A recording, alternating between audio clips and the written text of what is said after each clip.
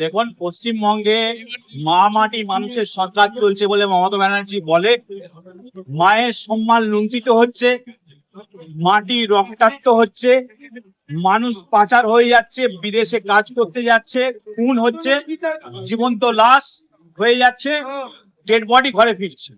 সুতরাং পশ্চিমবঙ্গে যে দুর্নীতি চলছে, শিক্ষা থেকে শুরু করে, স্বাস্থ্য থেকে শুরু করে, 100 দিনের কাজ থেকে শুরু করে, আমফান থেকে শুরু করে, যেখানে তাকাবেন সেখানেই দুর্নীতি। বেকাররা ধুঁকছে। এই জায়গায় দাঁড়িয়ে মানুষ পরিবর্তন চাইছে। হুমায়ুন সাহেব যে উদ্যোগ নিয়েছেন, সেই উদ্যোগে আমি সামিল হয়েছি। আগামী দিনে হুমায়ুন সাহেবের সাথে দেখবেন ট্রিপল ডিজিটে আমাদের পার্টির এমএলএ রা পৌঁছাবে। আমাদের পার্টির এমএলএ সংখ্যা ট্রিপল ডিজিট হবে। বাংলায় সরকার আমরা করব।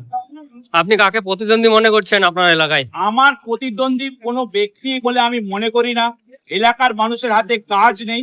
এলাকার মানুষ কাজ চায়, গতর খাটাতে চায়, মানুষ সম্মান চায়, মানুষ তার নিজের এলাকাতেই কাজ পেতে চায়।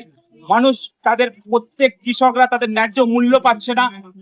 আমি যে বিধানসভা রিপ্রেজেন্ট করতে যাচ্ছি আসন, সেখানে পাথর ক্যাসার আছে, মানুষ মরে যাচ্ছে পাথর ক্যাসারে, তার কোনো বিচার হচ্ছে না।